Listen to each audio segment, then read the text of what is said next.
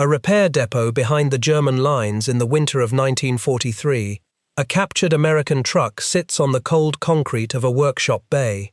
It is a 2.5-ton 6x6, the vehicle American soldiers call the Deuce and a Half.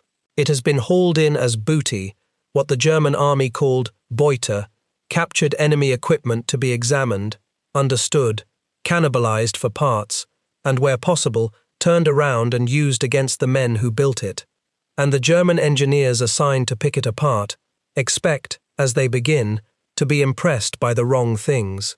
They expect, perhaps, a clever engine, a superior alloy, some secret of metallurgy that would explain why the enemy seemed to have an inexhaustible supply of these machines. That is what German engineering culture had trained them to look for: quality, refinement, the subtle superiority of one piece of steel over another. What the truck actually reveals is something that does not fit into that way of thinking at all. It is, by the standards of a German ordnance examiner, almost insultingly ordinary. The engine is a plain side valve inline 6, a design closer to a 1930s farm truck than to any weapon of war. The metallurgy is unremarkable. The tolerances are loose. Nothing about the individual components would earn top marks in a German engineering examination. And yet the deeper you go into the machine, bolt by bolt, panel by panel, the more clearly a single uncomfortable fact emerges. The genius of this truck is not in any of its parts.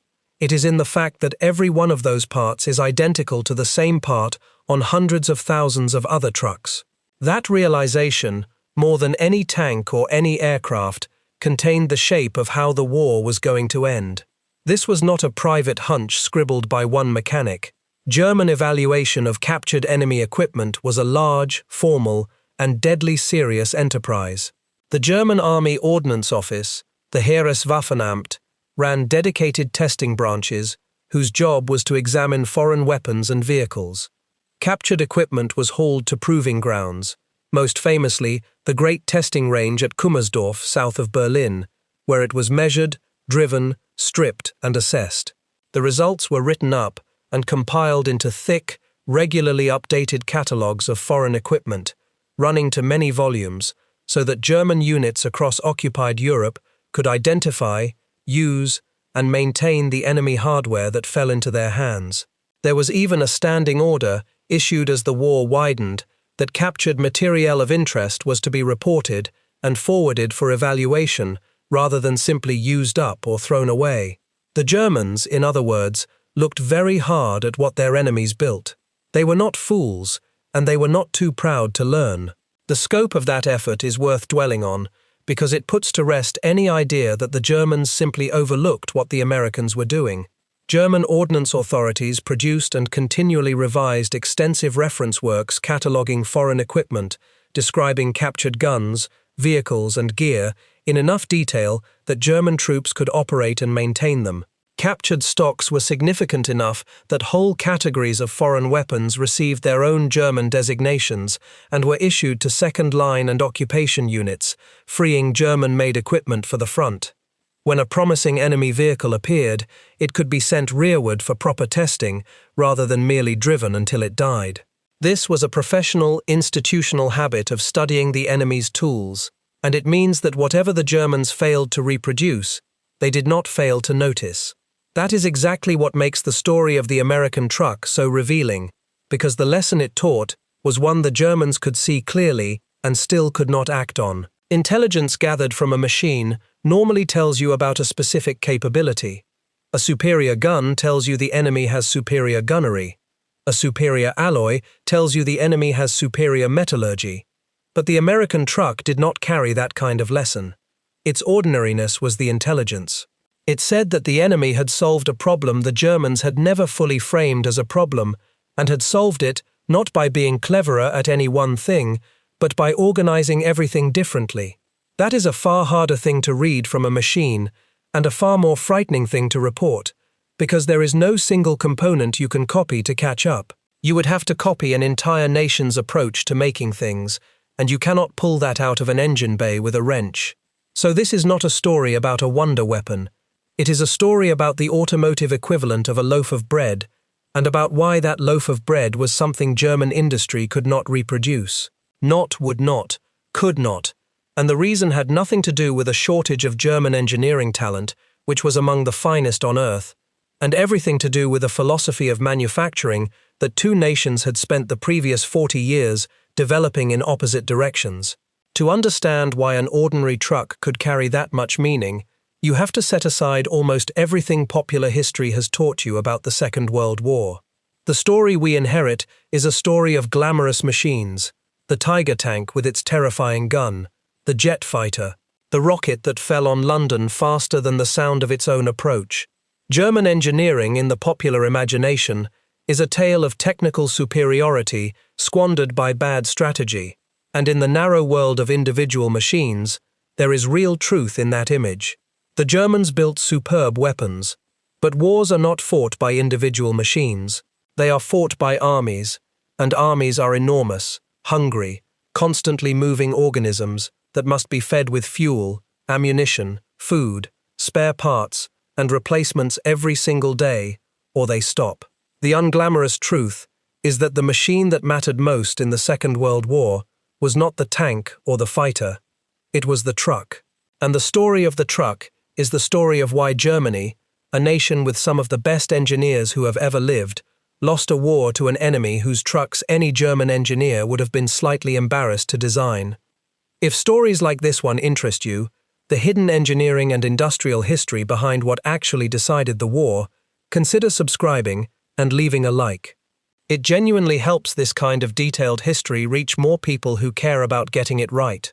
Let us begin with the truck itself, because it deserves to be taken seriously precisely because it is so easy to underestimate. The vehicle in that German workshop was almost certainly one of two closely related designs.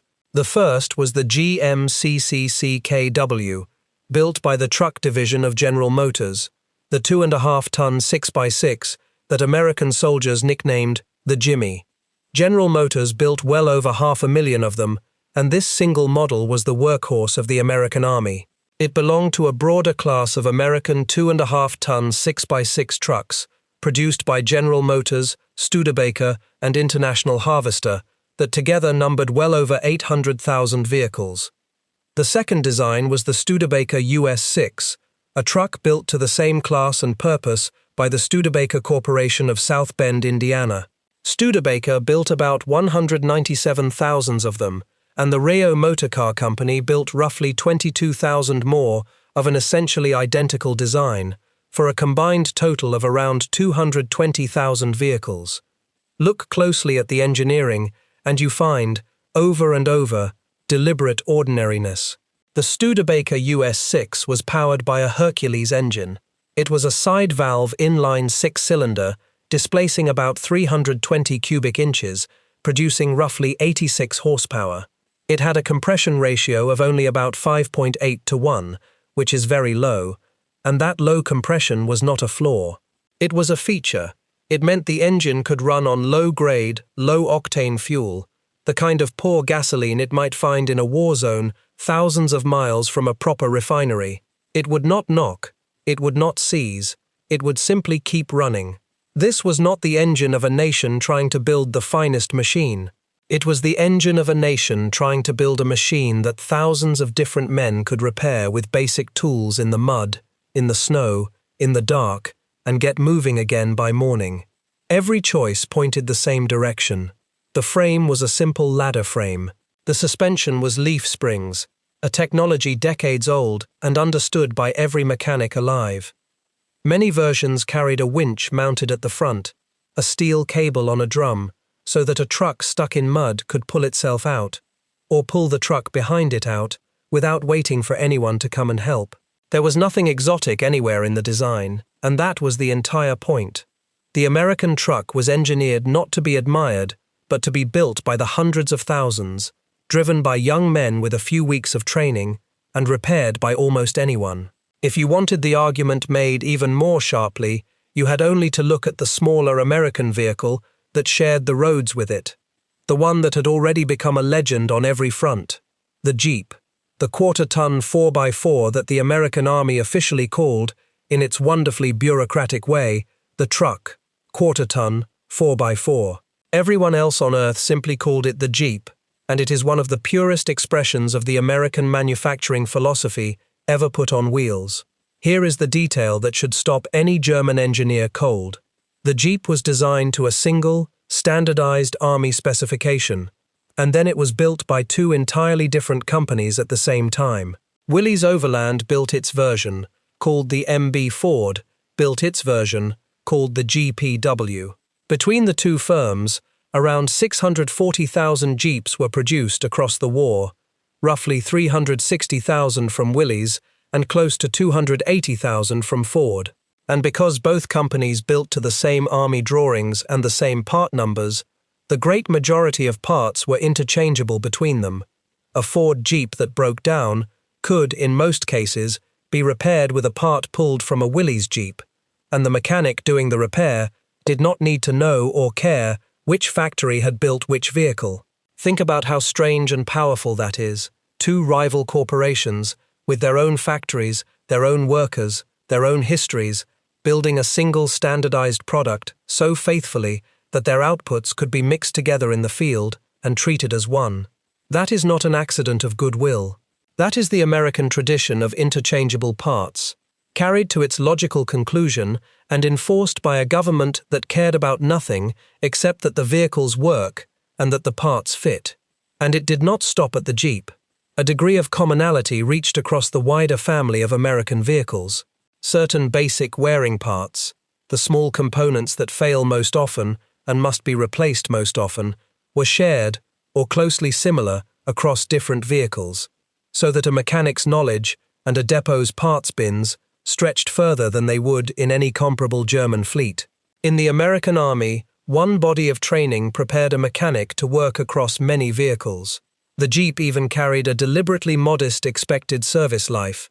Some of its components were finished more roughly on purpose, because in hard combat, the vehicle was often not expected to survive long before being destroyed or replaced.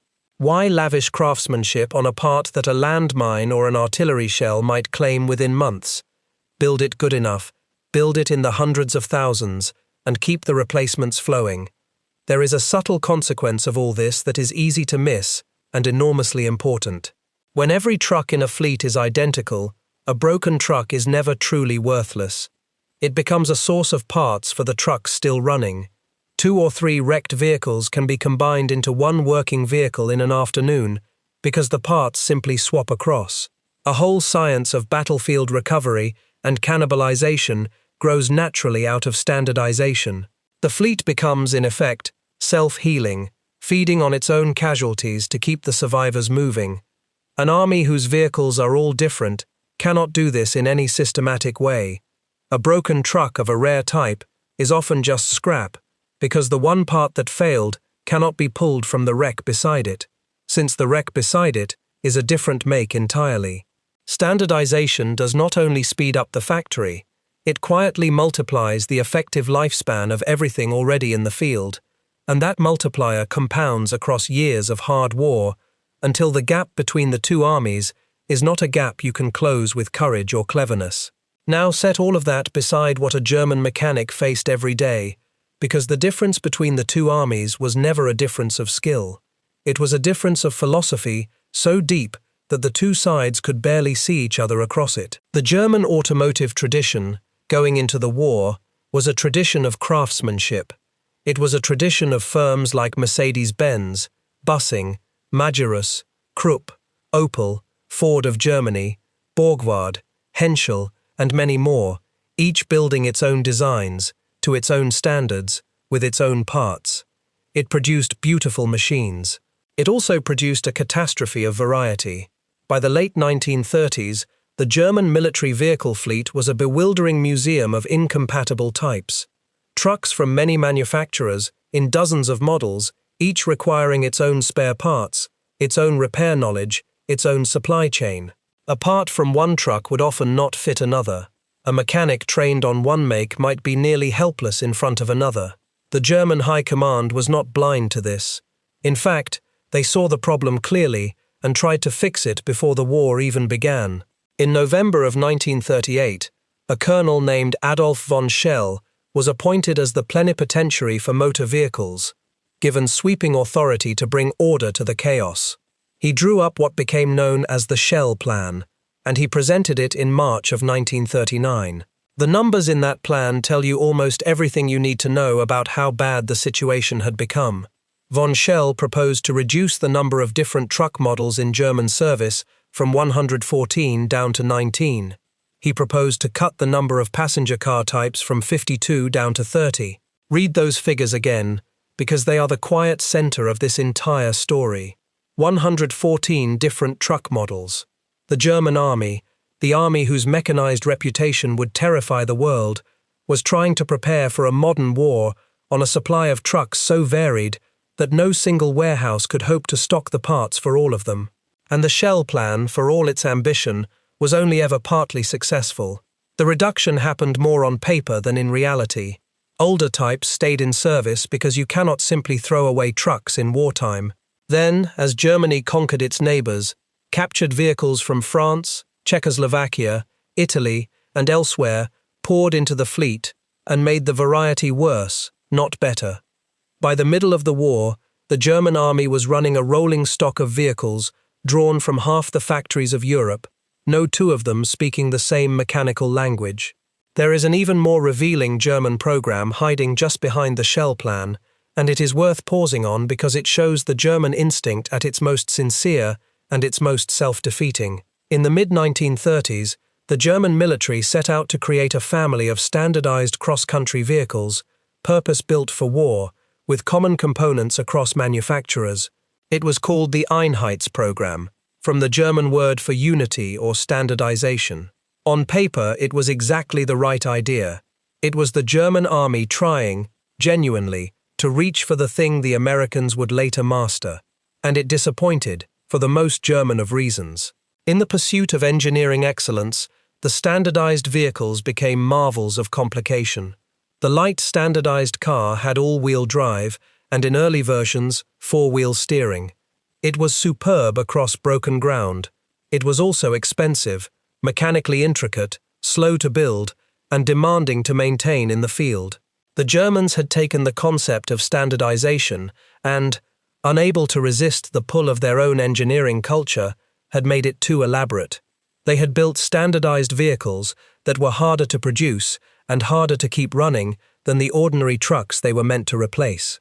The heavy versions were dropped, and production of the family was wound down well before the war's end. The instinct to perfect had defeated the instinct to simplify. That, in a single episode, is the German dilemma of the war in miniature. The Germans did eventually recognize the depth of the problem and made a serious and in some ways impressive attempt to address it, but they made it far too late.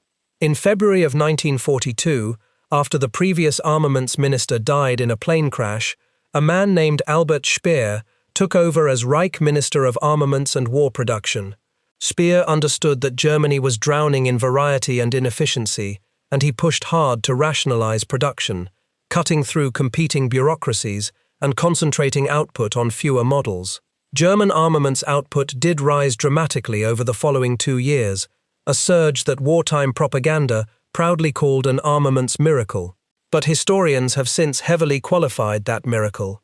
A good deal of the increase came from factories finally hitting their stride on production runs begun earlier, from the brutal exploitation of forced and slave labor, and from the fuller mobilization of an economy that had been surprisingly slack in the war's first years, as much as from Speer's reforms themselves. And whatever its true causes, the timing tells the real story. German output peaked in 1944. That is the year the Allies landed in France, the year the Red Army tore the Eastern Front wide open, the year the war was effectively lost.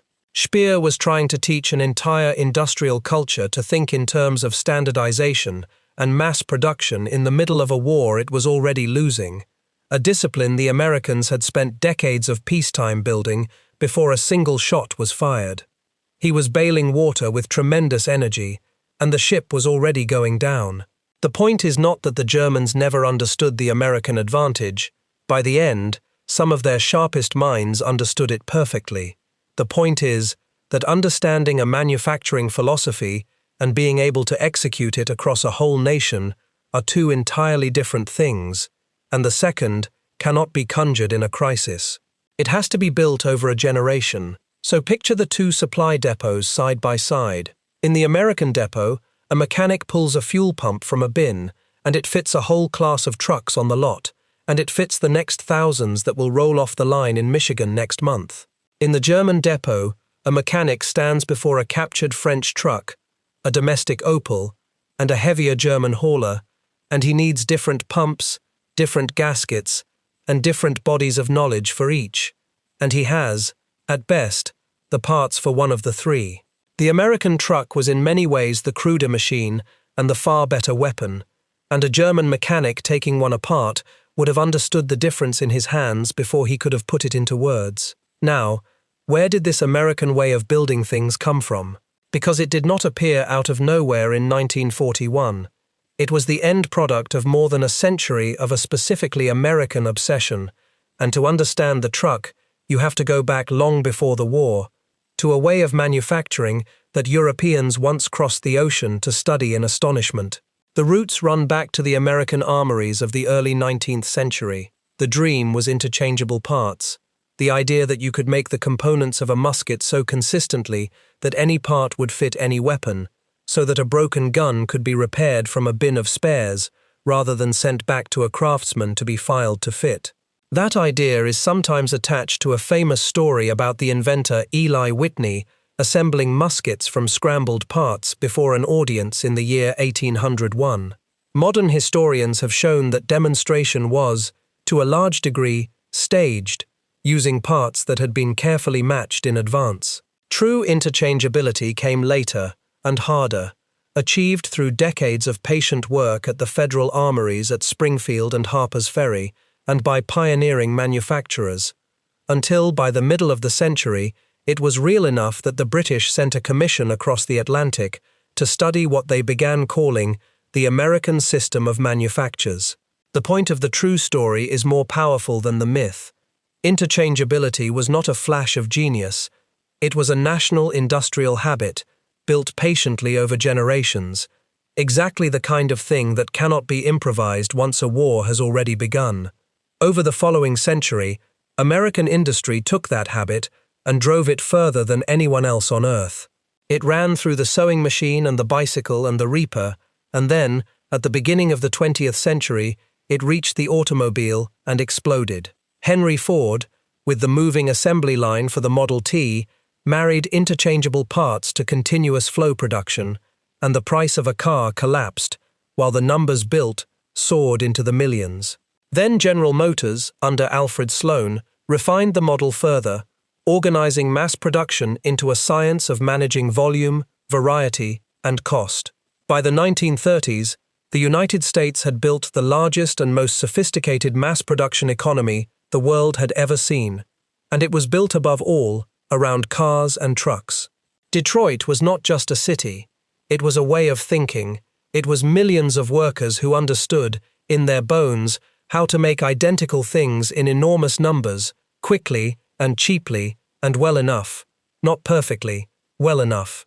That phrase, good enough, is one of the most underrated phrases in the entire history of the war, because good enough, multiplied by the 100,000, beats perfect multiplied by the 100 every single time. When the United States entered the war, it did not have to invent a war production system. It took the one it already had and pointed it at a new set of products.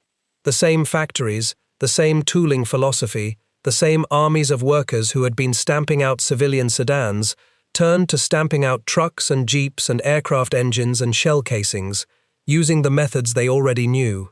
This is what the phrase arsenal of democracy actually means. It was not a slogan about willpower, it was a literal description of an industrial machine that already existed and simply changed what it aimed at. The scale that resulted is difficult to hold in the mind. Across the war, the United States produced well over 2 million military trucks, and something on the order of 3 million military vehicles of all kinds when you count every category together. This was on top of the tanks, the aircraft, the ships, and the guns, and much of it produced while also supplying allies across 2 oceans. No other nation came remotely close.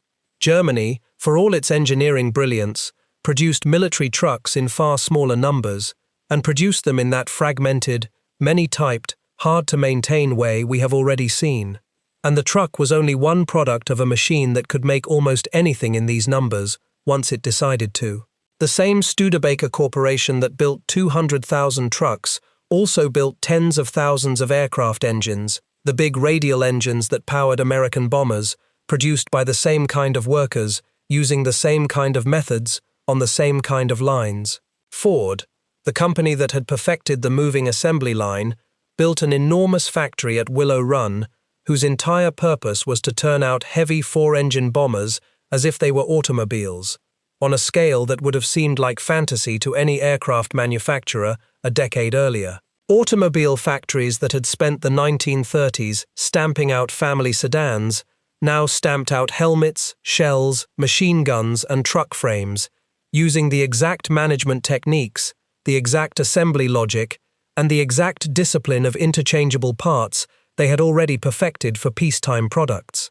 The rhythm of that production is almost hard to believe from the outside. Studebaker, at its wartime peak, was completing thousands of trucks every month, and the 2.5-ton 6x6 as a class was built at a rate that let the American Army treat a vehicle not as a treasured asset, but as a consumable, like ammunition or fuel. A truck was something you used hard, drove into the ground, and replaced from a stream that never seemed to run dry. That single shift in mindset, from the vehicle as a precious object to the vehicle as an expendable supply, is only possible when the factories behind you can genuinely deliver the replacements, and it changed how the Americans could fight. They could route trucks on suicidal supply runs and accept that many would not come back, because the arithmetic of replacement was always in their favor. An army that must husband every truck fights cautiously.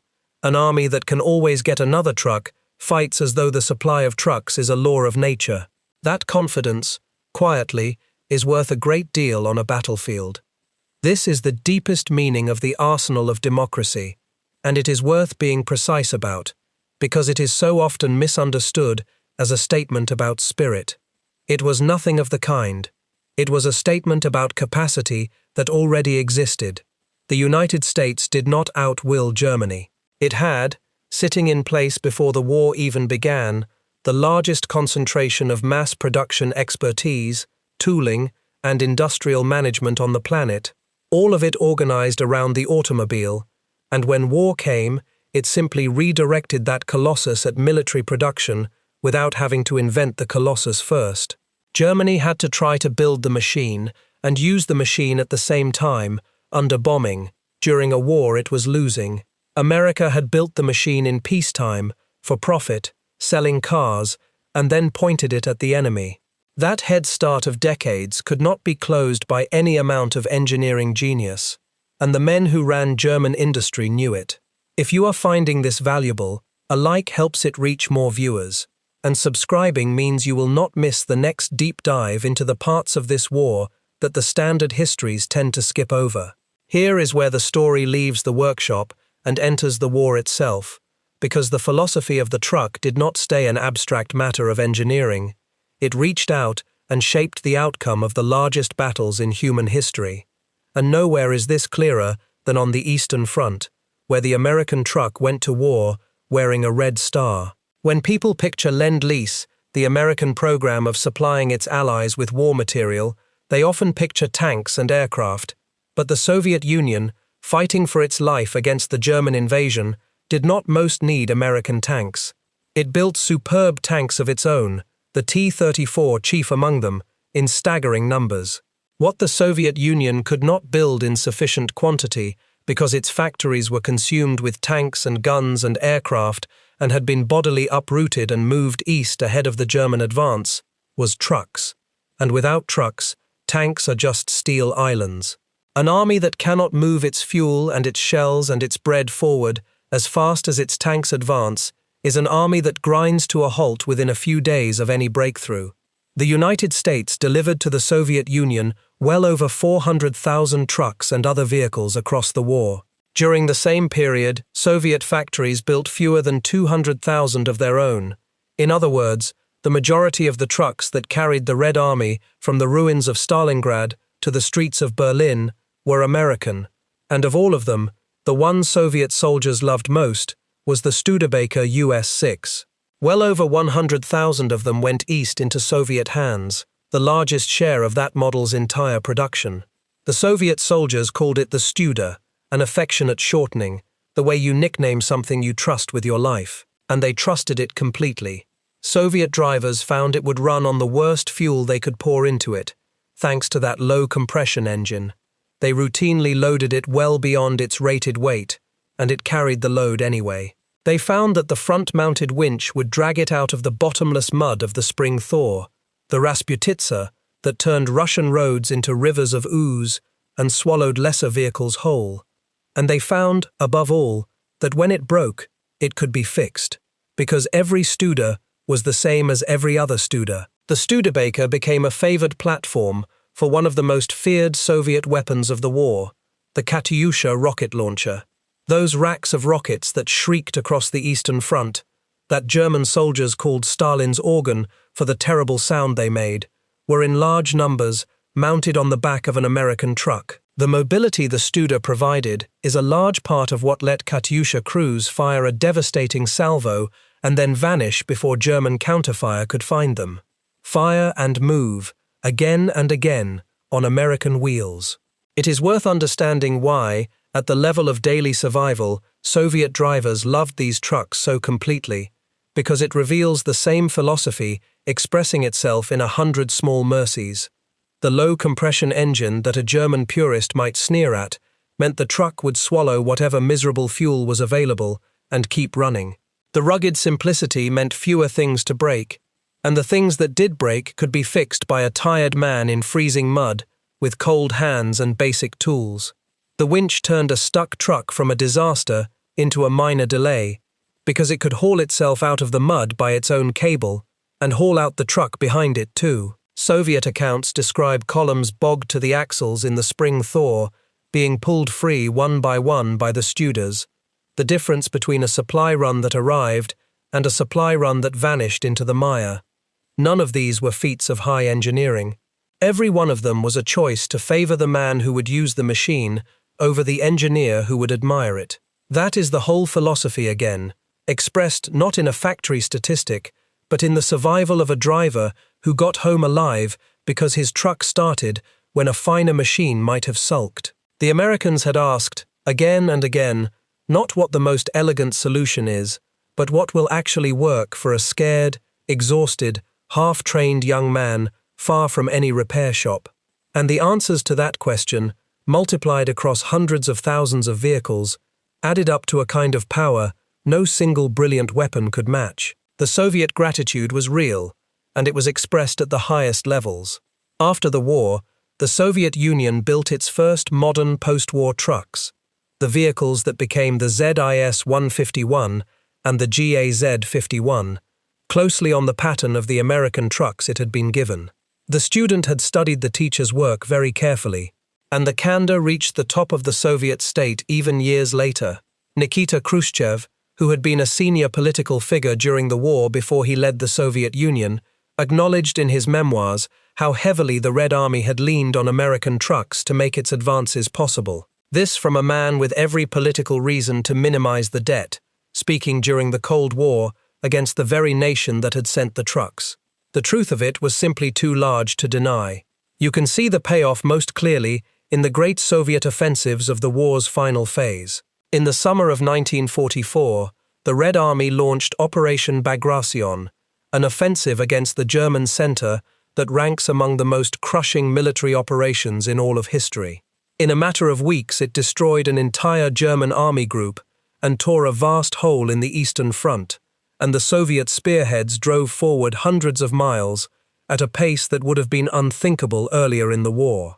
That pace was possible in large part because the fuel, the shells, and the fresh troops could keep up with the tanks, riding forward on tens of thousands of trucks, a great many of them American. The truck decides whether the breakthrough becomes a rout or peters out after a few dozen miles because nothing can follow it. Early in the war, Soviet offensives had a way of stalling once they outran their supplies. By 1944, riding on the Studer and its cousins, they did not stall. They rolled on toward Berlin. The American truck did not fire a shot. It simply meant that everything else could keep firing, faster than the enemy could retreat. Now hold that image in your mind, the Red Army surging westward on a tide of trucks, and turn to look at the army it was chasing. Because the contrast is where the whole story detonates. The popular image of the German army is an image of machines, columns of tanks, motorcycles with sidecars, the lightning war, the blitzkrieg, a war of engines and speed. It is one of the most successful pieces of imagery in all of history, and it is, to a startling degree, a myth. The reality of the German army that invaded the Soviet Union in 1941 and the German army that fought to the bitter end in 1945 is an army that moved, in its great bulk, at the speed of a walking horse. The numbers here are genuinely shocking the first time you meet them. Germany entered the war with over 500,000 horses in military service. Across the course of the war, the German army employed something on the order of 2.75 million horses and mules, with an average of well over 1 million in service at any given moment. These animals were not a quaint leftover. They were the primary means by which the majority of the German army moved its artillery, its supplies, and its equipment for the entire war.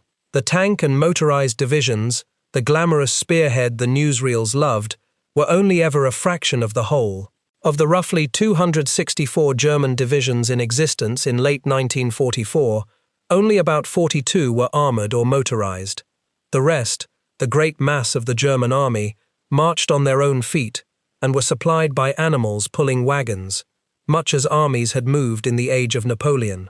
There is a hard economic reason the German army leaned so heavily on animals, and it deepens the whole picture. Germany was chronically short of oil. It had no great domestic petroleum reserves, relied on limited imports, and on the enormous industrial effort of manufacturing synthetic fuel from coal, and spent much of the war fighting on a fuel budget that was always too tight. A horse, whatever its many disadvantages, does not drink gasoline. It runs on hay and oats, which a hungry, oil-starved economy could grow, and in that narrow sense, the horse was a rational choice for a nation that could not guarantee fuel for a fully motorized army. But that same fuel poverty was precisely why full motorization was the thing Germany most needed and could least achieve. The country was caught in a trap. It could not fuel a mechanized army, so it kept the horses, and keeping the horses kept it slow, and being slow was fatal against enemies who had both the trucks and the oil to run them. Consider what that meant in practice. A German infantry division on the march required thousands of horses. Those horses had to be fed, and a horse eats enormous quantities of fodder every single day, whether or not it is doing any work.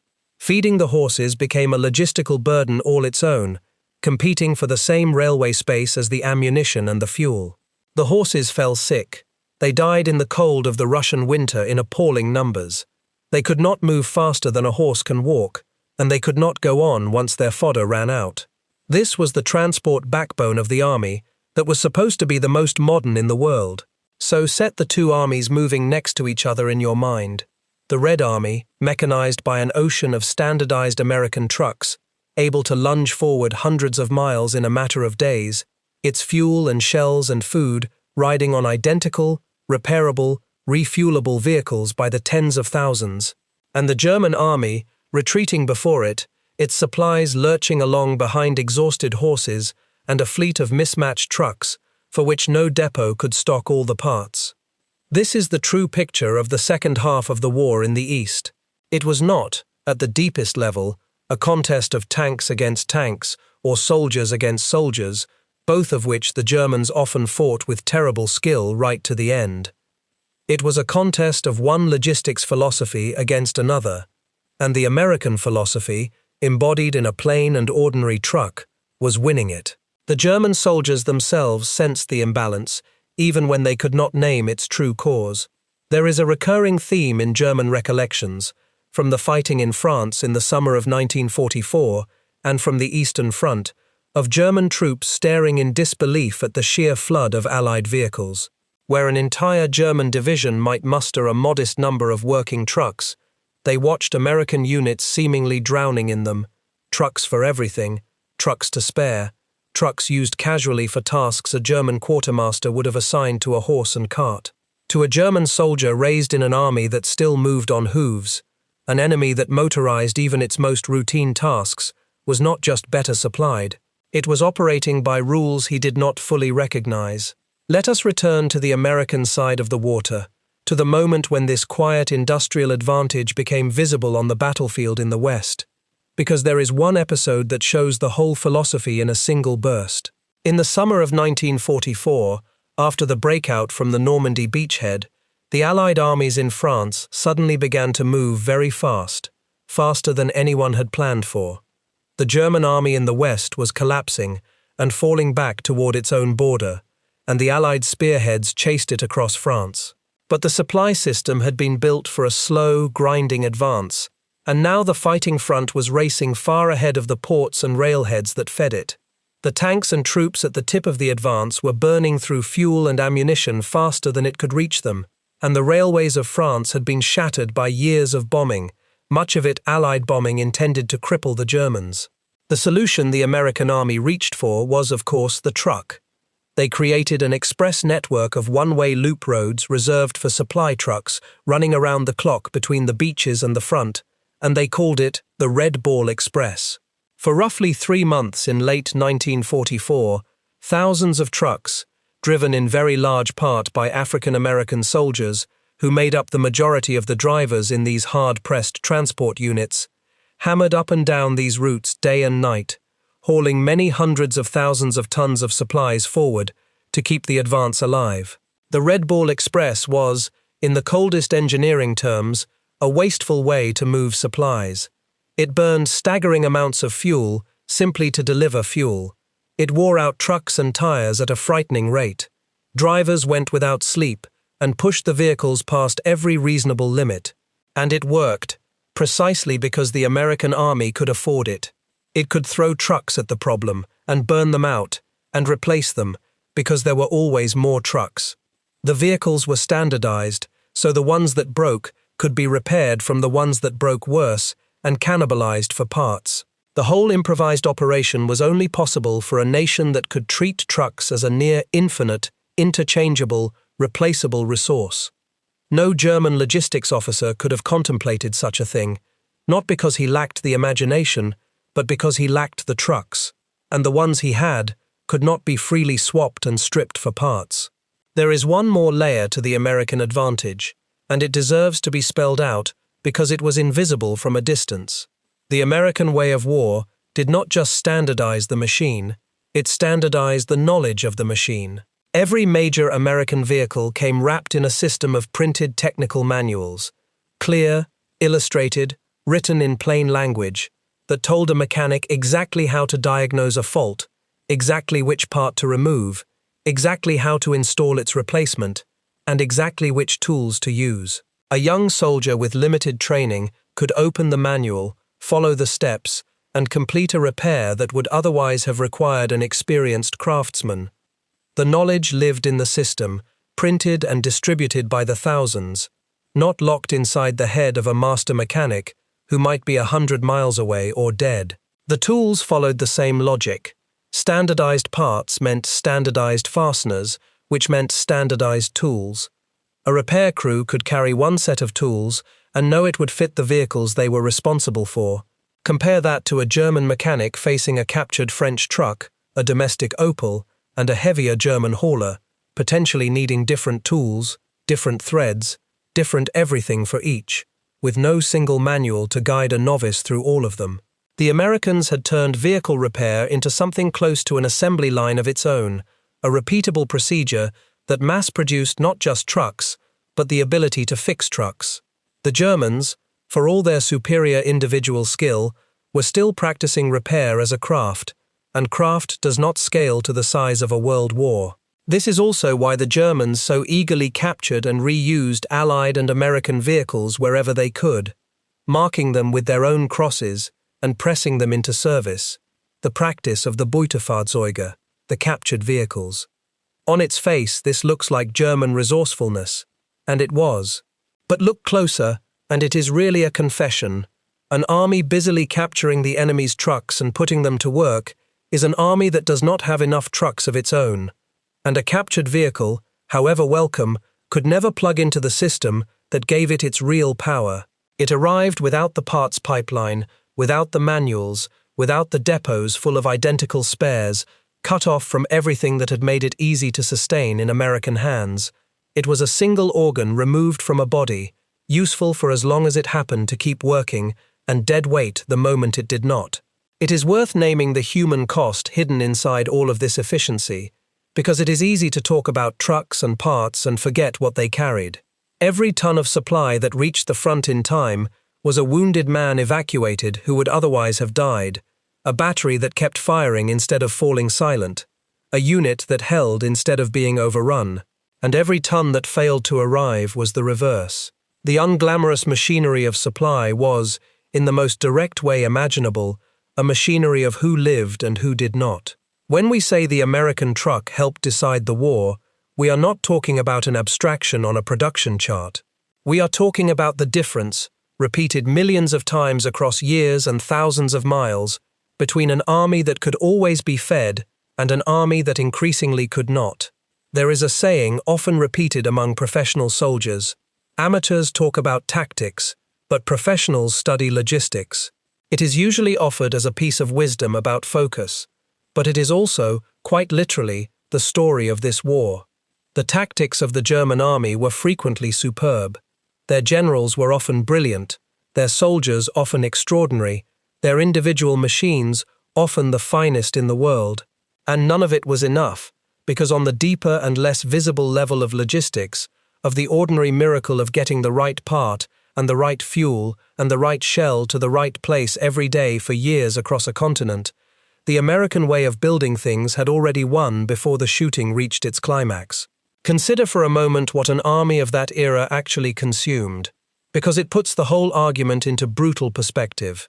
A single armored division on the move burned through enormous quantities of fuel every day just to keep its tanks and vehicles rolling, and it devoured ammunition, food, water, spare parts, and replacement equipment in a torrent that never stopped for as long as it was fighting. Multiply that by dozens of divisions across a front thousands of miles long, and you begin to grasp that the tank at the tip of the spear is the smallest part of the problem. Behind every tank stretches an invisible tail of supply reaching all the way back to the factory, and that tail is made of trucks. An army is not its weapons. An army is its supply lines, and its weapons are merely the part of the supply line that happens to be shooting. The side that keeps the torrent flowing wins.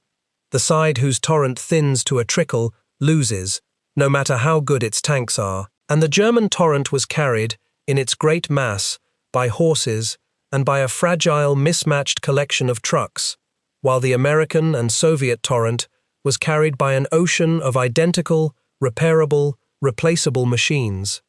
This is the thing the glamour of the wonder weapons hides from us. We remember the Tiger tank and the jet fighter and the rocket, and we forget that toward the end they were starving. In the war's final period, German tanks and vehicles were abandoned intact in large numbers, not destroyed in battle but simply out of fuel, their crews walking away from serviceable machines because the gasoline could not reach them.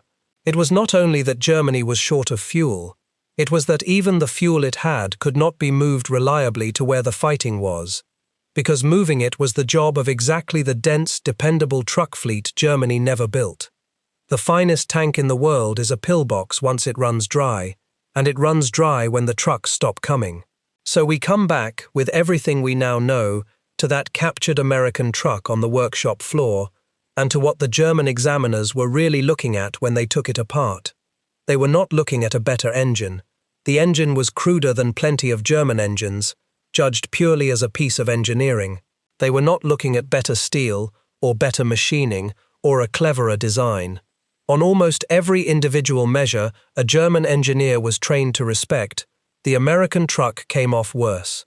And that is exactly why it was such a devastating thing to understand, if you understood it fully. It meant the enemy had won the argument on a level German engineering culture had never even been arguing about. German engineering had been raised inside a belief system. Call it the belief that the quality of the individual object is what matters most. Build the finest tank, the finest engine, the finest optic, the finest weapon, and superiority will follow. It is a serious and honorable belief, and it produced genuinely magnificent machines, and at the scale of an entire industrial war, it was the wrong bet. The American belief was the opposite, and on the surface far less inspiring. It held that the quality of the individual object matters far less than the quality of the system that produces and sustains it. A merely adequate truck you can build by the million, repair anywhere, fuel with poor gasoline, and replace without a second thought, will beat a superb truck you can only build by the thousand and can barely keep running.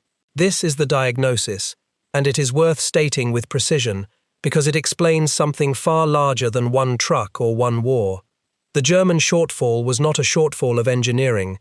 German engineering was, by any honest measure, among the best in the world, then and now. The shortfall was at the level of the question itself. The Germans had spent decades answering the question, how do we build the best machine? The Americans had spent those same decades answering a different question, how do we build the most machines that are good enough, and how do we keep them all running with the fewest possible kinds of parts? Both questions are reasonable. Both produce real expertise. Only one of them wins a global industrial war, because such a war is not, in the end, a competition between machines. It is a competition between the systems that produce and sustain machines, and the winner is decided in the factory and the supply depot long before it is decided on the battlefield. There is a final irony folded into all of this, the kind of irony history seems to specialize in. The German instinct toward quality was not wrong in every context. In the narrow world of a single tank duel, the superior German machine often won. And after the war, in a world of professional peacetime armies where vehicles are maintained in well-equipped garages by trained specialists and built in the tens of thousands rather than the millions, the German premium on engineering quality would prove its worth many times over. German engineering did not fail because it was bad. It fell short because it was answering the wrong question for the specific, brutal, continent-spanning, attrition-driven war it was thrown into. The American truck was not a better piece of engineering. It was a better answer to the actual question the war was asking, which was not who can build the finest truck, but who can build, move, fuel, and repair the most trucks, for the longest time, across the widest distance, with the fewest kinds of parts. That is the whole secret hiding inside an ordinary truck. It carried, in its loose tolerances and its identical parts and its almost contemptuous simplicity, a lesson that ran against everything a proud engineering tradition believed. It was not built to be admired. It was built to be built again and again and again, 10,000 times over, and to keep an entire war moving while finer machines sat waiting for the fuel and the parts that never came. The tank wins the battle you can see, the truck wins the war you cannot. And a nation that had spent a century learning to make ordinary things in extraordinary numbers had understood that long before the first shot was fired, which is the real reason it was the trucks, and not the tanks, that in the end decided how the war would go. If this account gave you something to think about, something that reframes how you see the machines and the men, and the vast hidden systems behind them, then leave a like and subscribe. It is how histories like this one, the ones that go past the myth to the machinery underneath, reach the people who care about getting the story right.